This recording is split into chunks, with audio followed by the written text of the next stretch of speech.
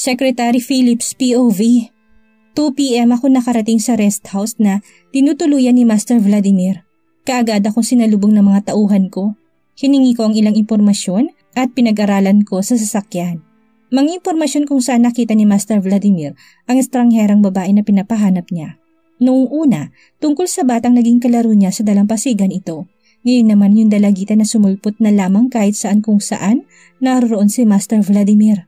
Mamayang gabi, bago nga tumunog ang orasan ng hating gabi na, dapat lang na hindi makatakas sa kamay ni Prince Charming ang kanyang Cinderella. Nandito kayo kahapon. Ibig sabihin nakita niyo yung babaeng kasama ni Master Vladimir kagabi. Yung iniligtas niya, nasa harapan kong ilang tauhan. Yes, Sir Philip. Tinignan kong gumagawa ng sketch ayon sa sinasabi ng mga nakakita nga sa babae, lalo na si Manong Carling. Kaunti na lang parang matatapos na ito, yung mga mata na lamang ng babae. Alam kong pagkatapos ng sketch parang makakauwi na ako nito. Tsak nga, makakadalo pa ako sa bridal shower ni Miss Talia. Hindi lang yung mga nakakita dito sa dagat na babae ang naririto, pati yung mga naging kasamahan ng stranghera sa paglinis ng libingan ng ina ni Master Vladimir. Yung guard sa resort kung saan nga nakita ni Master Vladimir na iniligtas ng stranghera ang 2 bata. At ilang tauhan ng hotel na tinutuluyan ng stranghera ang misteryoso sa akin. Bakit palagi nagkukursang landas nilang 2? Ano bang kwento kung bakit nilagay ni Master Vladimir ang sarili niya sa alanganin para iligtas ang babae? I mean, anong mangyayari sana sa estranghera? Paalis na noon si Master Vladimir na makatanggap siya ng tawag. Tawag galing sa estranghera. Sir Philip, bigla na lamang bumaba ng chopper at kaagad inutos na itrack ang caller. Nang matrack namin, walang sinabi si Master Vladimir. Kumilos na siya at sumunod naman kami.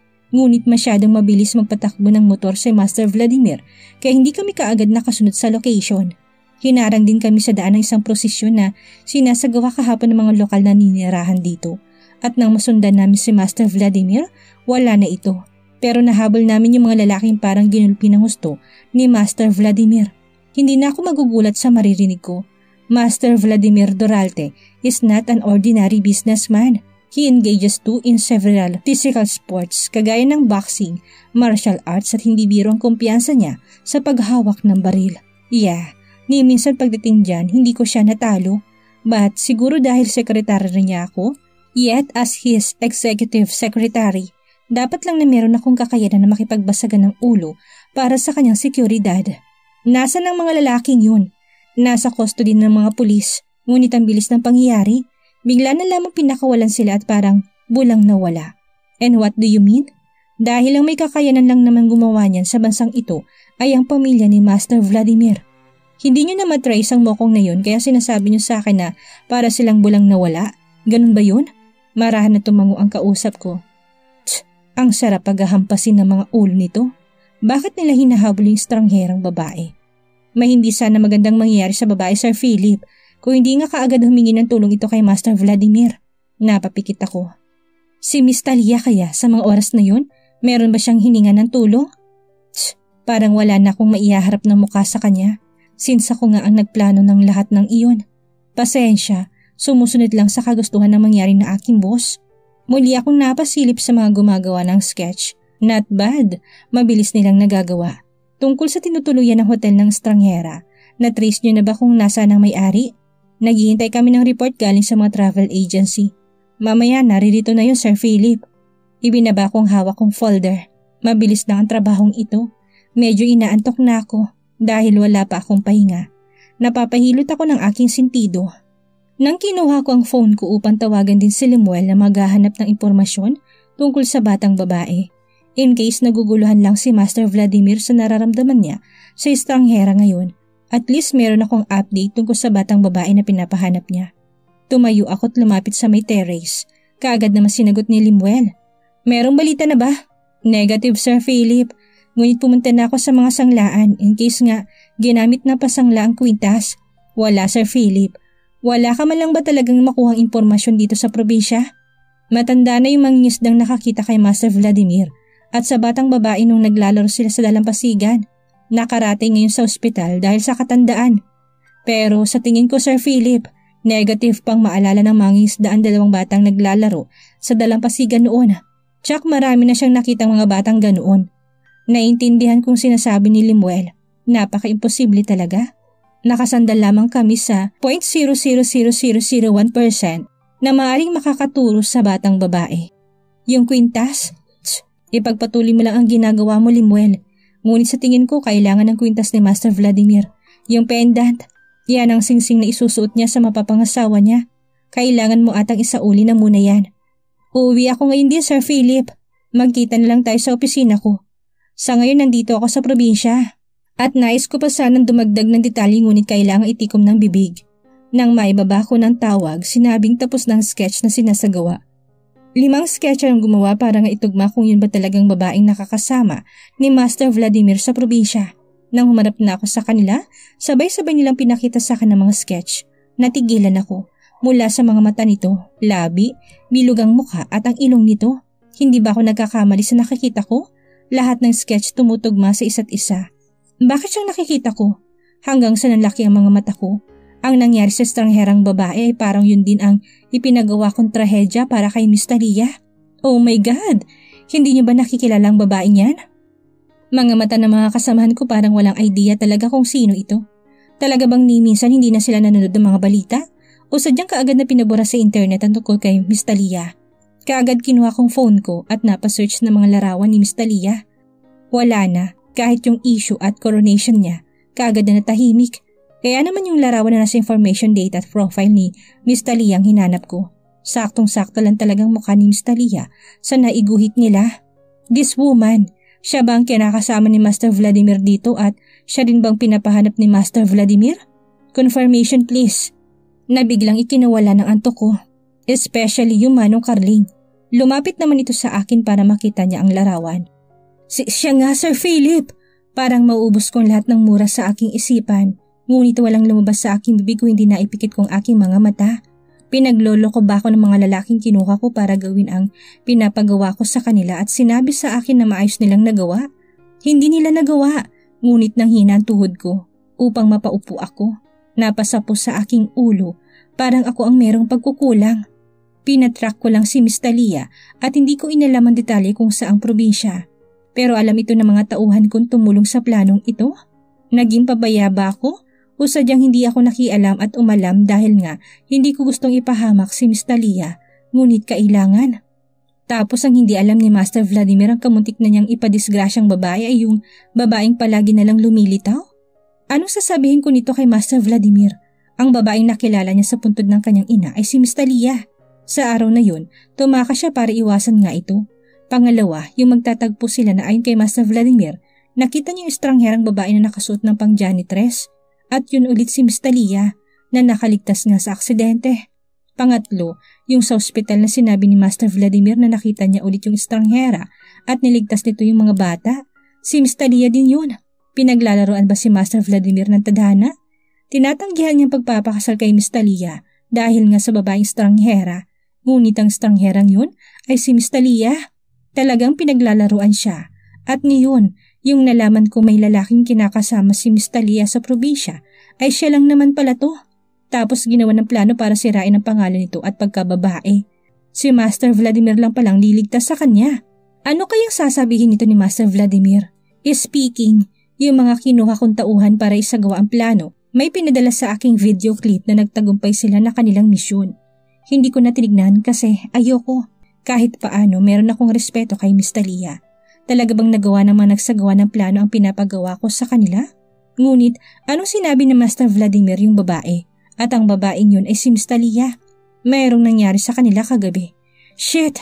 Teka, kahit ba si Miss Talia walang idea na ang nakakasama niya ay si Master Vladimir?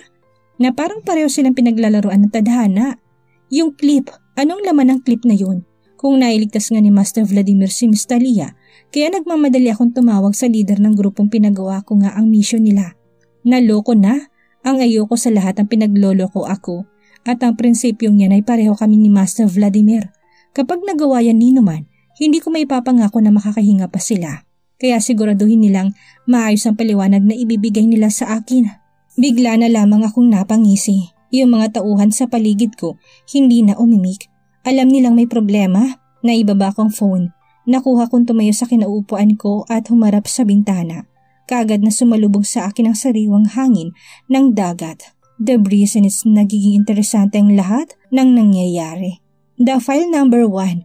Find those people na nakapirma sa kontrata sa lalong madaling panahon.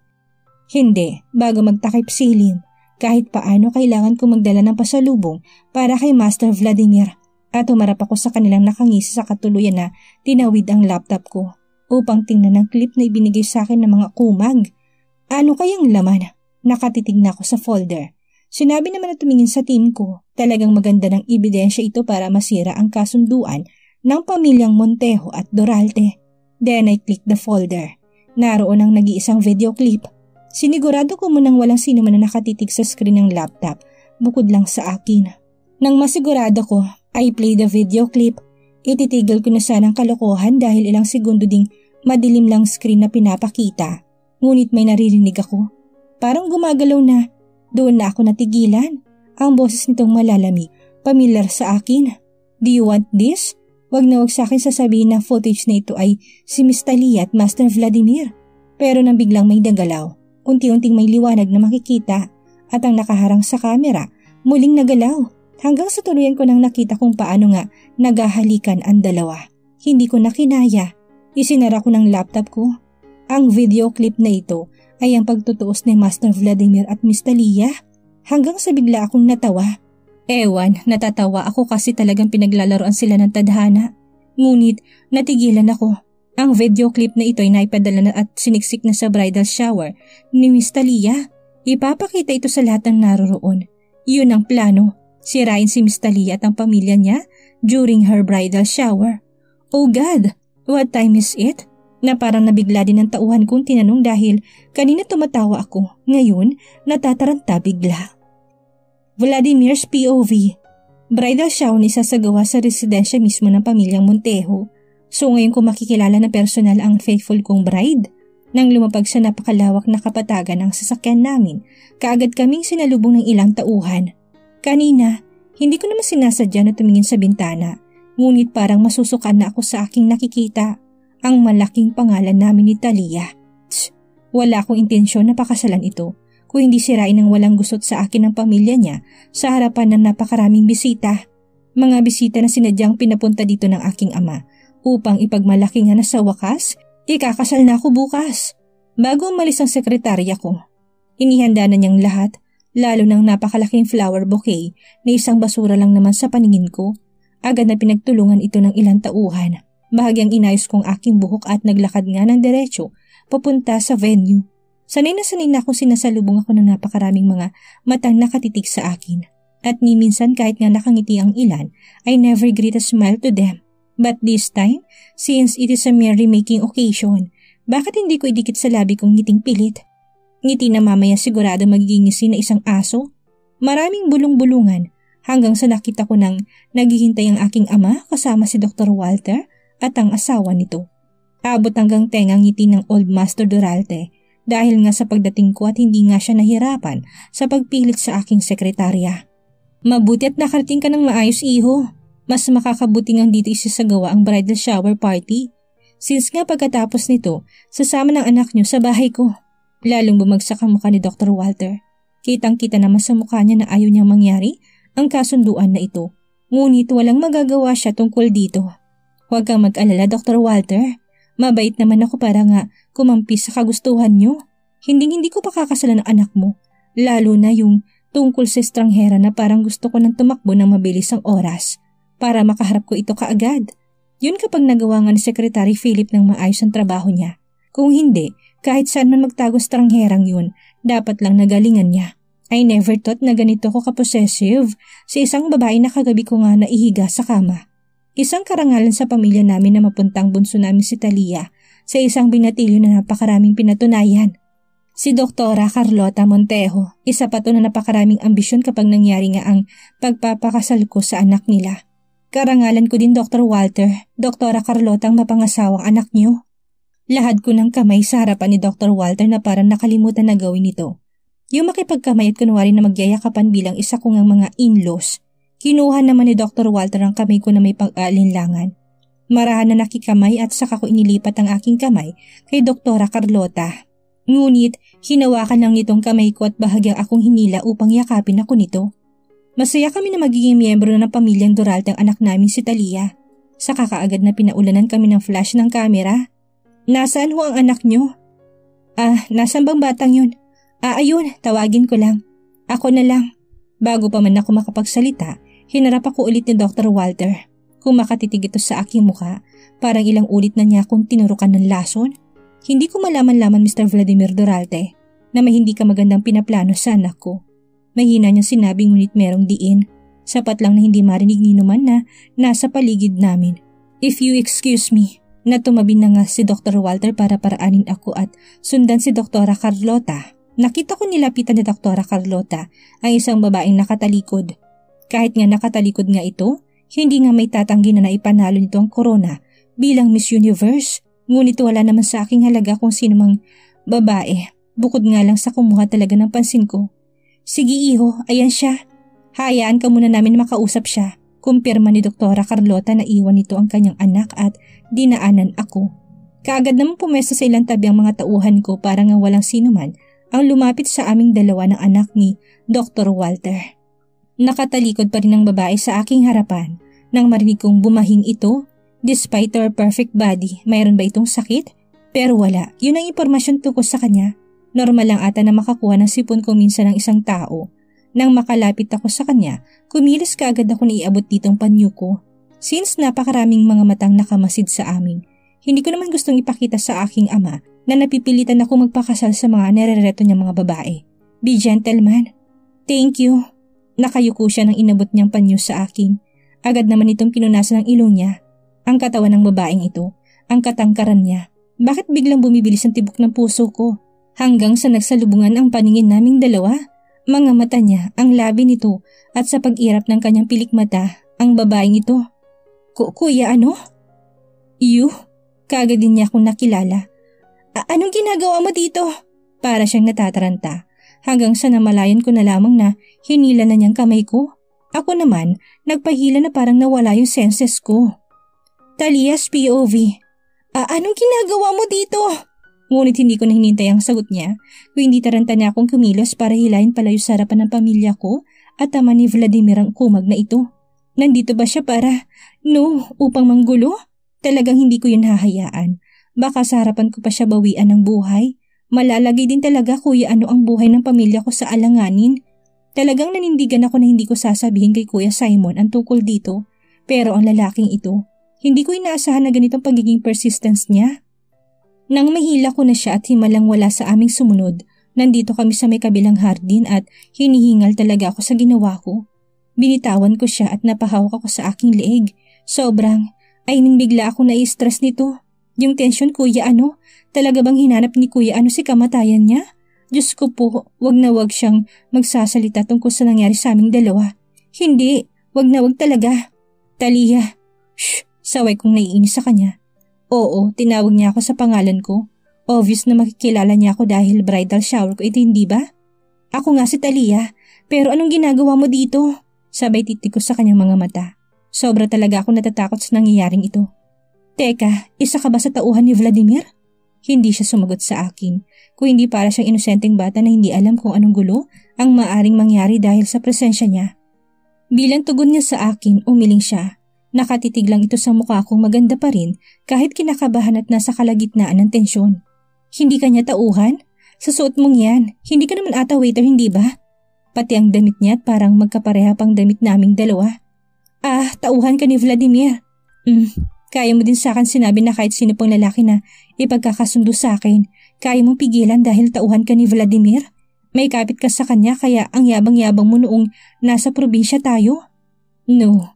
O sadyang hinanap mo ko kaagad? Paano? Hoy kuya ano? Tumigil ka. Wag na wag mo sasabihin sa kanilang tungkol sa.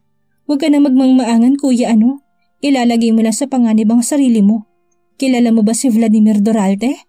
Sus ko naman kuya ano? Hindi lang siya isang sikat sa larangan ng negosyante. Kung hindi siya din ang may kakayanan na manipulahin ng mga bagay-bagay. Kaya please, huwag mo nga hayaan na magulo ang bridal shower ko dahil lang sa nangyari sa ating dalawa. Oops, no please lang kuya ano, wag na wag. Ewan ko ba kung paano ko na lang napupulot ang mga salita ko. Sobra akong natataranta. Wala kang kakayanan na ipaglaban ako kay Vladimir.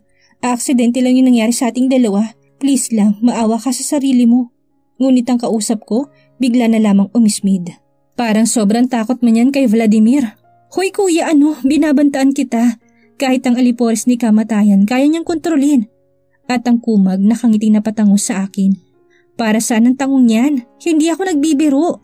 Sa tingin ko kapag tumagal pa itong pagpapaliwanag ko kay kuya parang parating na nitong menopausal period ko. Hindi talaga ako nagbibiro kuya Aksidente lang naman yun. Tapos ikaw pa nga itong nag-take advantage sa akin. Kung wala akong concern sa'yo, tsak pumunta na ako ng presinto. Bakit hinanap mo pa ako? At kailan mo nalaman yung identity ko? Noong unang nagkita pa lang ba natin? Ang unfair kuya Ikaw, anong pangalan mo? Ngumisi ito sa akin. Hoy, hindi ganyan sagot ang hinihingi ko. Wala na tayong oras mag-usap dito. Saka na lang tayo mag-usap. Saka lumingaling ako sa paligid kung sakaling may tauhan si Papa na matsyempohan ako. Ngunit walang tao sa paligid. Ha? Nang muli akong humarap kay Kuya nakatitig lang talaga siya sa akin. Kuya seryoso ako. Talia, seryoso din ako. Lalo na sa nangyari sa atin kagabi. Sa sinabi niya parang ilang ulit akong pinaputokan ng tangke. Nakakadismayang naririnig ko kay Kuya Kapag hindi ko talaga napilit si Kuya na itahimik ang kanyang bibig o kahit man lang palambasin muna nitong araw na ito, gagawa ko ng paraan para mag-usap kami. Seryoso ka rin bang harapin si kamatayan? Diyos ko naman Kuya hindi madaling taong pamilyang Duralte. Hindi lang ikaw ang malalagay sa panganib. Please lang Kuya pakinggan mo naman ako. Anong pangalan mo? Saka bigyan mo ko ng calling card. Promise tatawagan kita. At nakahinga ko na may dinukot siya sa kanyang bulsa. Ngunit phone lang naman ang kinuha nito. Inaamin ko may panama si Kuya kay Vladimir. Sa suot niyang hindi may tatanggi na galing rin siya sa mayamang pamilya. Pero wala nang masihigit pa sa pamilyang Duralte. Lalo na kay Vladimir. May tinawagan siya, ngunit ang paningin niya hindi maalis-alis sa mukha ko. Naku po Kuya kanina pa akong hinihintay doon. Tsak na hinahanap na nila ako. Kailangan pa bang tumawag para lang sa hinihingi kong calling card? Bring my things here. Yun lang ang sinabi niya sa kabilang linya. Ngunit hindi niya ako mayayabangan sa sitwasyon na ito. Nang maibaba niyang phone, kaagad na sinilid niya sa kanyang bulsa ito. Titig talaga nito hindi sa akin maalis-alis. Kuya hindi ako nagbibiro. Kung wala kang calling card, akin na lang ang phone mo. Bakit ang bobo nating dalawa? Bakit calling card ang hinihingi ko sa'yo? Maaari ko namang ibigay yung talagang numero ko, hindi ba? So yung number mo na ginamit mong pantawag, hindi yun sa'yo? Umiling ka agad ako. Since kilala mo na nga kung sino ako Kuya talagang inaalagaan ko impormasyon tungkol sa akin. Kailangan ko pang magtago at gumamit ng ilang peking identity para lang magkaroon ako ng kalayaan. Saka huminga ng malalim. Kaya naman Kuya please, makinig ka sa akin. Hindi talaga pangkaraniwang tao si Mr. Vladimir Duralte. Sa kanya ako ikakasal. Malalagay sa panganib ang buhay mo kapag hinayaan kitang guluhin ang kasayahan na ito. Hindi pangkaraniwang tao? Hindi pangkaraniwang tao. Oo, halimo ba yung si Mr. Vladimir Duralte? Sobra, as in. Kaya kung ako sa'yo, yang Master Dura, naputol yung sasabihin ng kakarating palang na lalaki na biglang diniinan ng titig ni Kuya ito. Kaya napayuko na lamang ito. Vladimir's POV. Nang magkatitigan kaming dalawa, parang tumigil nga saglit ang mundo ko. Hindi ko na nga namalay na para akong bata na hinila ng kalaro niya sa isang palaruan. Sinigurado ng babaeng ito na mawala kaagad kami sa harapan ng maraming tao.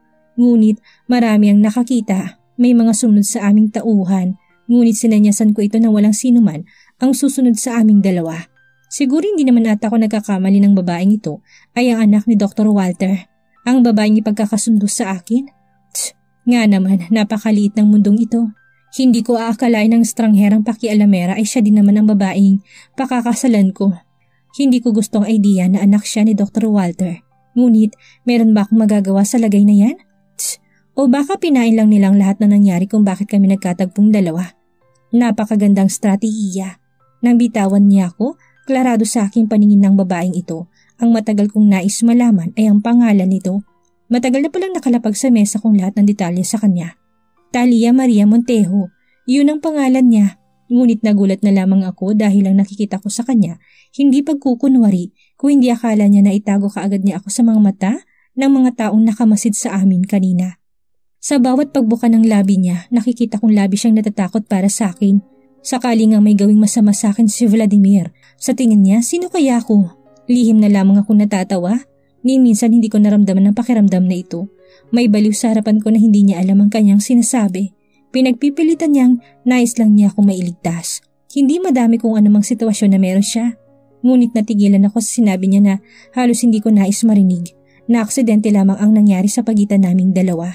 Sino naman makakatanggap sa ideyang yan? Ngunit alam ko naman na merong mali sa kanya sa gabing yun, kaya hayaan ko na palampasin ito. Kapag nalaman niyang pangalan ko, tsak magugulat siya. Gulat na halos hindi ko na lamang makapagsalita. Diba umamin ang babaeng ito na kahit paano may nararamdaman siya sa akin? Umamin siya. Paulit-ulit niyang sinasabi na wala akong panama kay Vladimir. Sino ba ako? Talaga bang hindi niya ako kilala? Talaga bang hindi niya inalam kung kanino siya ipagkakasundo? Nakakainis lang talaga. Kaya naman, Kuya please, makinig ka sa akin. Hindi talaga pangkaraniwang tao si Mr. Vladimir Duralte. Sa kanya ako ikakasal. Malalagay sa panganib ang buhay mo kapag hinayaan kitang guluhin ang kasayahan na ito. Miss Talia, the man you're talking was the man you are referring na parang halimaw na gagawa ng bagay na kakagulo ng lahat. Sa bagay kahit paano, meron namang point. Hindi nga ako pangkaraniwang kalaban kahit saang larangan pa yan. Hindi pangkaraniwang tao? Nais ko lang kumpirmahin. Oo, halimaw ba yan si Mr. Vladimir Duralte? And I want to know kung hanggang saan at gaano niya alam ang tungkol sa akin. Sobra! Ang OA ng babaeng ito. Sobra naman kayang sinasabi niyang, sobra, tao din ako. Tao kapag hindi nga ginugulo. Huwag ako. Kaya kung ako sa'yo, nang makuha ng atensyon kong pagdating ng personal assistance ko, kaya nga, naputol lang sasabihin ni Talia dahil tumitig na ako ng madiin dito. Yang Master Dora, naputol din ang bigay galang na babanggitin nito dahil nga sa titig ko. Kung hindi niya kaagad tinikom ang bibig niya, sisiguraduhin ko na ibibigay ko na dito lahat ng sasahurin niya sa buong buhay kapalit ng buhay niya. Napayuko na lamang ito sa harapan naming dalawa ni Talia. Isa kang Yang Master? Na ibig sabihin galing sa mayamang pamilya din? Kailangan pa bang itanong yan? Give me a calling card. Lingon ko sa personal assistant ko na kaagad namang kumilos at ibinigay sa akin ang hinihingi ko. Isang makapal na kulay itim na papel. Maayos na nakaimprinta ang pangalan at ilang detalye ko. Saka sinanyasan ko na umalis na nga ang personal assistant kong muntikan na akong mabuko. Sa gusto ko pa nga makipaglaro sa babaeng ito. Ngunit kaklaruhin ko, wala naman palang problema na magpakasal ako sa kanya. Matutuloy ang kasal naming dalawa bukas. Akin na! Hingi nito sa calling card ko. Umiling ako sa kanya. Kuya naman ibigay mo na sa akin. Please tatawagan kita. Kailangan ko nang bumalik doon. Alam kong isa ka ata sa anak ng ilang businessman na dumalo sa bridal shower ko. Pakiusap lang, hayaan mo palipasin na muna ang araw na ito. Ayoko madami ka talaga sa gulo. Paulit-ulit niyang paliwanag. Halata naman na tensyonable siya. Pero bakit natutuwa pa ako sa lagay niyang ito? Dahil tensyonable siya dahil sa akin? Siguro. Tatawagan kita. Hanggang sa sinubukan na nga niyang kunin sa akin. Ngunit bigla kong tinaas ang kamay ko. Hanggang sa napatalon-talon siya para nga makuha ang calling card na hawak ko. Kuya naman, ibigay mo na sa akin. Hindi ako nagbibiro. Paano na lang kapag may nakakita sa atin dito? At hindi yun imposible. May makakakita sa atin dito. Umayos ka na please. Ibigay mo na yan sa akin. Namumula ng kanyang mukha. Naiinis na siya. Ngunit mas lalong natutuwa ako sa nakikita ko sa kanya. Nang muli niyang tangkain na makuha sa akin, iniwas ko kaagad. Ngunit mawawalan sana siya ng balanse kung hindi lang mabilis na kinabig kong bewang niya. Nagkatitigan kaming dalawa at sa tingin ko maiintindihan bakit napakabilis ang tibok ng aking puso. This woman, parang may tsansa siya na mahawaan ako ng kabaliwan niya. Hanggang sa hindi ko namalayan, masaya niyang nahablot sa kamay ko ang calling card. Pero bago pa man niya makita, kaagad kong hinilang kamay niya at mabilis na nakuha ito sa kanya. Kamuntik na yun, saka ko siya binitawan. Talagang wala kang balak na ibigay yan sa akin? Bakit pinapunta mo pa dito ang tao mo? Saka pinabalik mo ko kaagad doon. Paano na lang kung chismoso yun? Bahagyang may inis na sa kanyang mga mata. Loko ka talaga. Lalo ko talaga siyang iinisin kapag ganito siya. Gusto mo bang tanggalin ko siya? Biglang nagbago kaagad ang ekspresyon ng mukha niya. Ay, wag naman ganyan kuya Sa tingin mo ba wala siya sasabihin? I have no idea. Wala naman akong kontrol sa iniisip ng tao. Kuya diin niya. Saka tumalikod dito para ata bumalik sa venue. Ngunit natigilan siya. Nakita kong huminga ito ng malalim at muling napalingon sa akin. Huwag na huwag mong susubukan na guluhin ang bridal shower ko. Kung hindi talagang maraming Grim Reaper ang bibigyan mo ng trabaho niyan. Sige ka.